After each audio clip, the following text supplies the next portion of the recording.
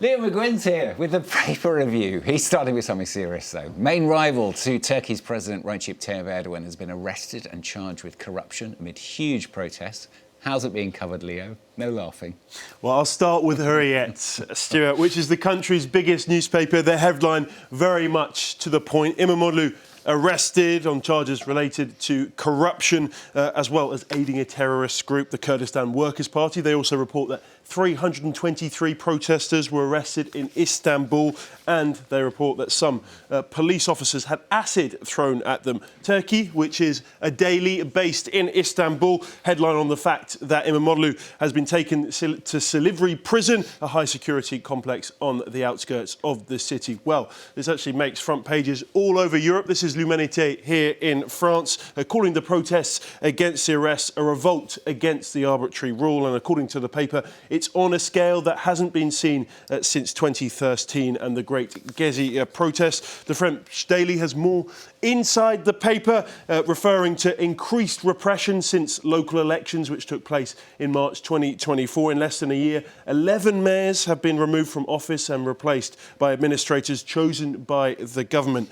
Politico accused Erdogan of choosing a moment of geopolitical tension to make his move. According to this opinion piece, the president has spent years eroding democracy. Now it looks like he's trying to undo the legacy and bury the legacy of Mustafa Kemal Ataturk, the country's founder. I'll finish in the US with the Wall Street Journal, who say that Turkey continues to slide towards Russian-style authoritarian rule and accuse Erdogan of using the law as a political weapon, targeting his rivals because of his own political weakness. This piece finishes by saying that freedom has suffered another blow in a country that once offered hope for a lot better.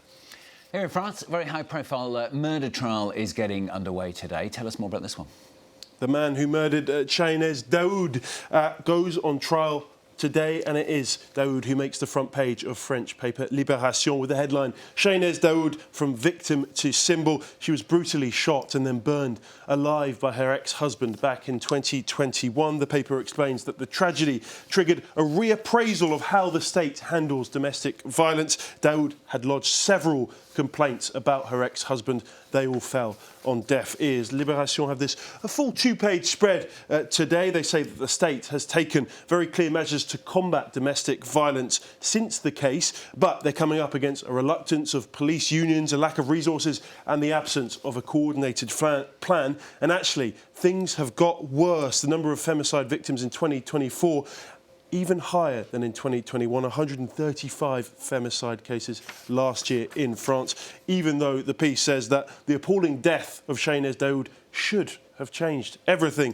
The paper goes on to ask, does it really need to be said if many women are afraid of their husbands? It's because they know that other women have lived through a nightmare from which they never woke up. To Taiwan for this next story. A tougher stance is being taken on China as of late there. Tell us more about this.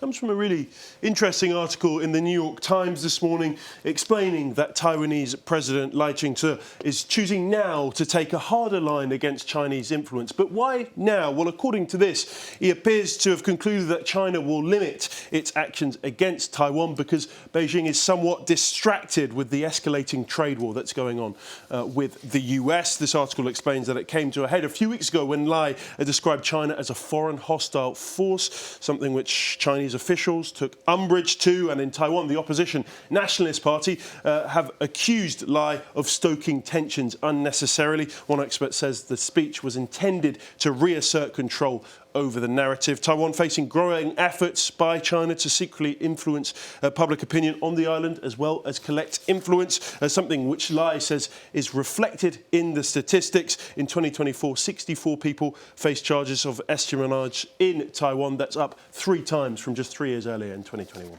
And the most important issue of the day on the programme today, Leo's finishing in France. 2 Parisians are fighting back against some bars in the city. Fighting the good fight. I have to say this is a case very close to my heart, a cause very close to my heart, Stuart. As you can see in the Times, 2 campaigners here in Paris are calling out bars. The bars in question are supposedly serving 375 millilitres of beer instead of 500 millilitres that should be in a pint That's 25% less than promised. They've decided to do something about it. They set up this website where you can report those faulty pints.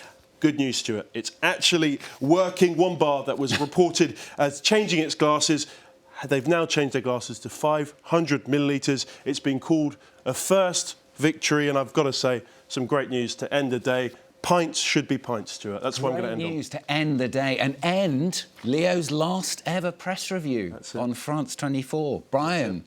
Leo. Memorable, very memorable, clearly. Very memorable. I'd buy you 375 millilitres of beer if I could. Leo McGuinn has been with us for a couple of years, been doing the press review for a few years, and he's off. So, pleasure working with you. Pleasure's all mine, Stuart. Thank you very much, Leo McGuinn. Leo McGuinn on France 24.